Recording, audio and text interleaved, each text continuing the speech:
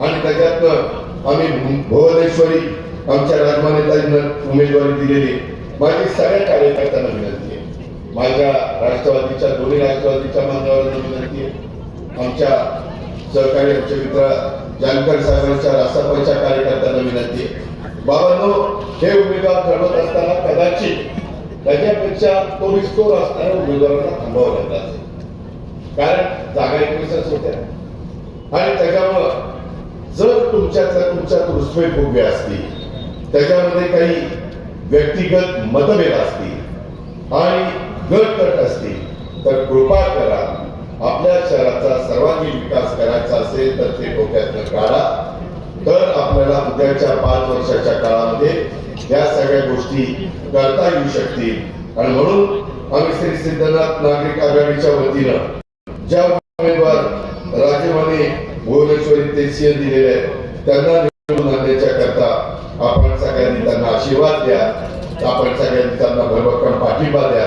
आपण सर्वांनी मिळून एक दिलाने मसोडच्या विकास कामाच्यासाठी ताईंना निवडून आणायचंय आणि त्यांच्याबरोबर घड्याळ, तुतारी, ट्रॅक्टर आणि कपाशी या ज्या पुढे आमच्या 20 आहेत त्यांना पण निवडून आणायचंय. आपल्या मसोडकरांची चांगल्या प्रकारची सेवा करण्याची संधी या सगळ्या 21 उमेदवारांना द्यायची. मसवडकरांनी ही जर संधी दिली तर मी आपल्याला खात्री देतो की शेवटी विकास करायला मसवडचं तर तसं तुमचं कर रूपाचं उत्पन्न बघितलं तर माझ्या माहितीप्रमाणे 10 कोटीपर्यंत असेल, 10-12 कोटी, कारण माझं बारामतीचं 40 कोटी आहे. मी मागाशी चाकणला होतो, त्यांचं 10-12 कोटी. तुम्हाला बाकीचा जो निधी मिळतो, पूर्वी तुम्हाला जागाच होती, आता जागाच काढली, नंतर आम्ही सेंटेक्स आणि त्याच्यामध्ये व्हॅट काढलं, आता तेही काढलं, नंतर आम्ही एलबीटी आणलं, लोकल बॉडी टॅक्स तेही काढलं. देश पातळीवर ठरलं की बाबा आपण वन नेशन वन टॅक्स म्हणजे एक देश एक कर, तो आपण देशाने जम्मू काश्मीर पासून कन्याकुमारीपर्यंत लागू केलं. आता आपला जो जीएसटी आहे, मध्ये जीएसटी पंतप्रधान मोदी साहेबांनी कमी केला, 28% 12% आणला, 18% 12% 5% आणला, 5% काढून टाकला. त्याच्यातनं साधारण वेगवेगळ्या राज्यांना थोडासा फटका बसला, आपल्याही राज्यांना 10-12 कोटीचा फटका बसला. जे खरं ते खरं, पण गोरगरीब सर्वसामान्य माणसाला, मसवडच्या शेवटच्या माणसाला हे परवडावं, गरीबातल्या गरीब माणसाला परवडावं आणि म्हणून त्याचं सगळ्यांनी आम्ही समर्थन केलेलं आहे.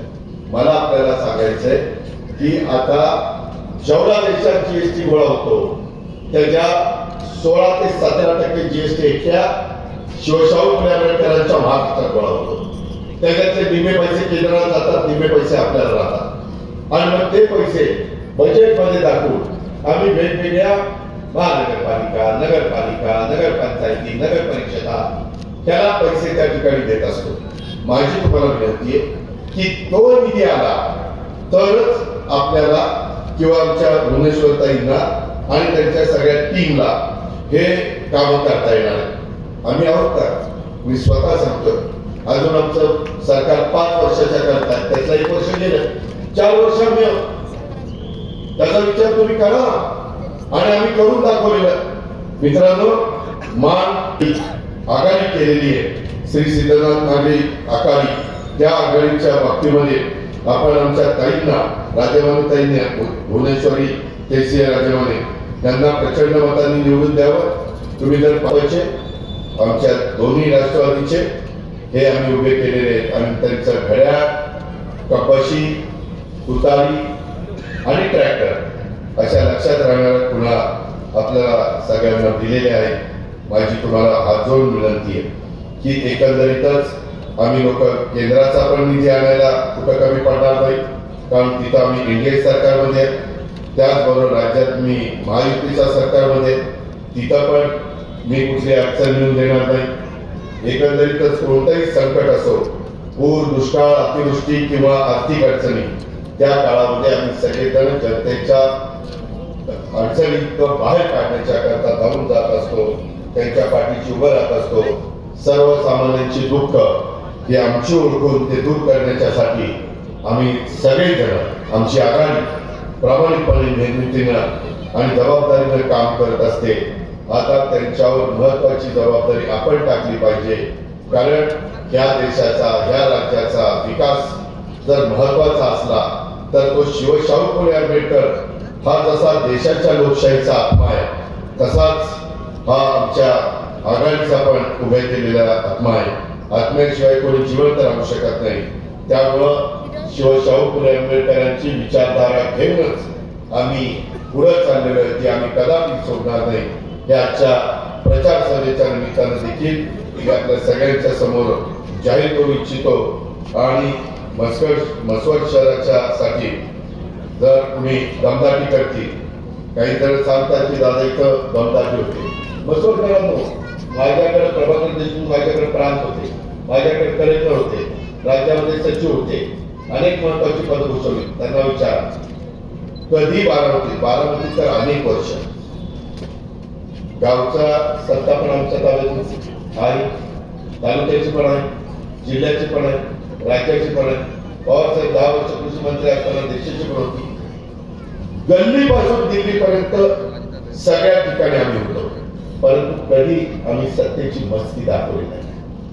कुणी सर्वसामान्य माझा तो भटकळचा किंवा बारामतीचा शेवटचा माणूस असेल तर त्याचाही आम्ही मान सन्मान ठेवायचो. तो कुठल्याही जातीचा असू द्या, धर्माचा असू द्या, पंथाचा असू द्या, तो माणूस आहे ना, माणूस ही आमची जात, या पद्धतीने आम्ही बाबांवर काम करत असतो. परंतु अलीकडे तसं घडत नाहीये, असं दबक्या आवाजात मोठं सांगताय. माझं तुम्हाला सांगणं आहे, अजित पवारांसहित कुणी ताम्रपट घेऊन इथं जन्माला आलेलं नाहीये. सत्ता येत असते, सत्ता जात असते. मागे देखील आमचे महादेव कॅबिनेट मंत्री होते, पशुसंवर्धन खातं होतं. मी कित्येकदा माझी कामं घेऊन त्यांच्याकडे जायचो. ते पण खुल्या मनाने या दादा कुठलं काम करून द्यायचे. कधी त्यांनी भेदभाव केला नाही. मी मंत्री आहे, तो पूर्ण महाराष्ट्राचा, महाराष्ट्राच्या जनतेचा, हे त्यांनी मनामध्ये ठेवलं आणि आम्हाला सगळ्यांना त्या काळामध्ये मदत केली. मंत्री असताना पण माझ्या भागात यायचे आणि तिथं साध्या घरामध्ये कधी कार्यकर्त्यांच्या घरी मुक्काम करायचे.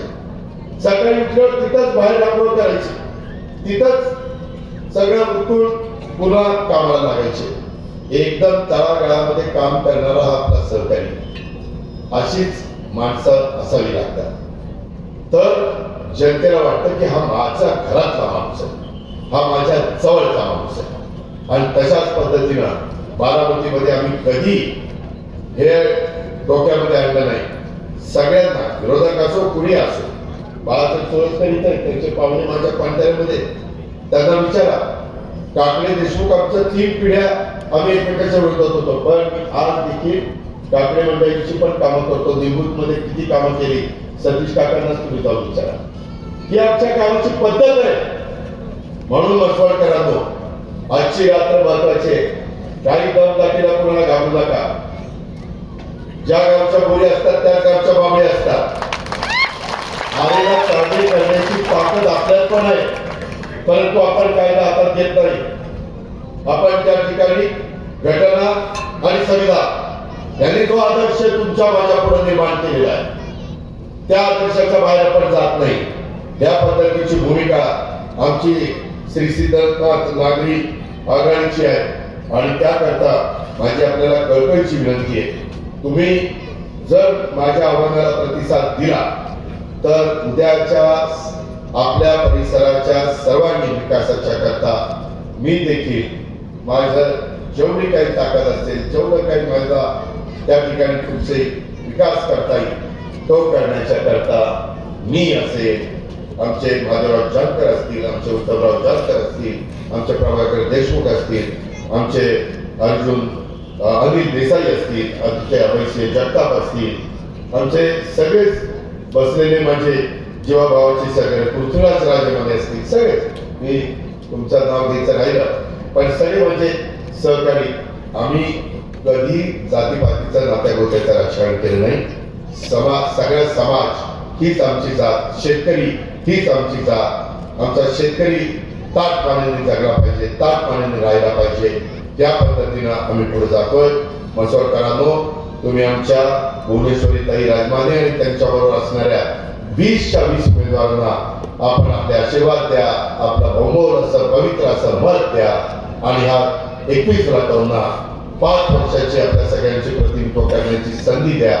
मी सांगितलेल्या गोष्टी आमचे पॅनल निवडून आल्यानंतर करण्याची जबाबदारी माझी राहील. हा शब्द मी तुम्हाला देतो आणि आपल्या सगळ्यांची रजा देतो. मी जाताना कुणी मला सोडायला येऊ नका.